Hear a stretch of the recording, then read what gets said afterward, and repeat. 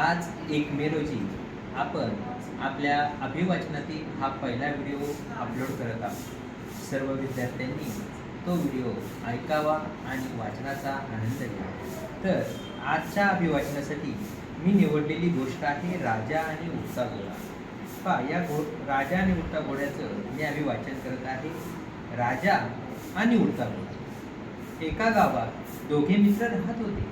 त्यातला एक जण चतुर होता, त्याचे नाव पवन, आणि दुसरा होता सोनार, त्याचे नाव धवल। दोघे मोठे गुणवान आणि मेहनती होते, आपापल्या कामात वाकबार होते।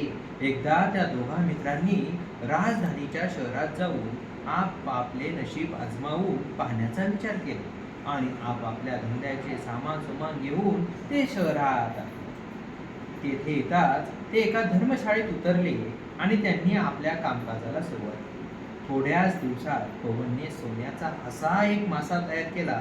तो दिसण्यात हुबेहूब माशासारखा होता आणि पाण्यात टाकताच तो जिवंत माशाप्रमाणे पोहू लागत असे।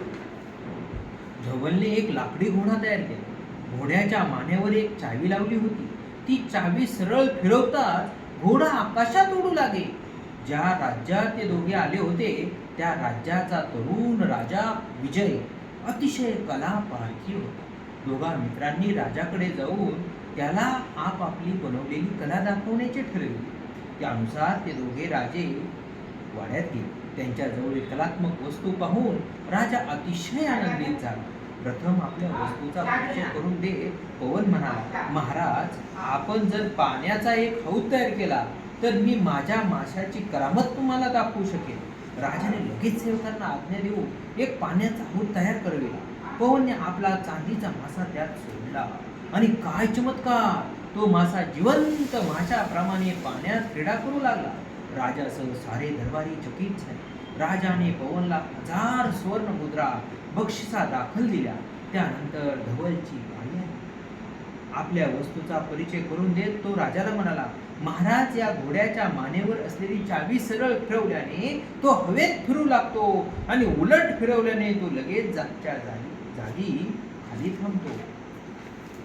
असे लाकडी घोड्याच्या अजब वैशिष्ट्याने चकित झालेला राजा उतरला आणि तो घोड्यावर चढून बसला। पण महाराज, हा घोडा मोठा रागीट आहे, त्याला चाबूक मारलेला मुळी सहन होत नाही। राजाने आश्चर्य क्षणोक्षणी वाढत चालले होते।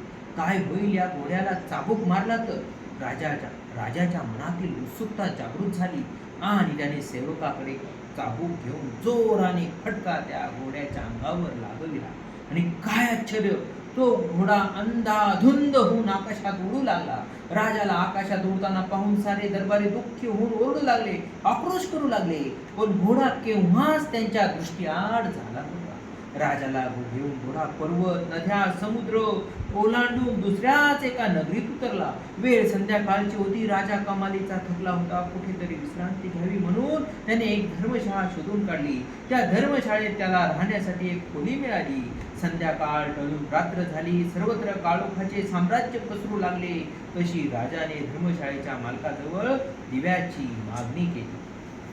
मित्रांनो, आजचा हा अभिवाचनाचा भाग 1 आपण पाहिलेला आहे।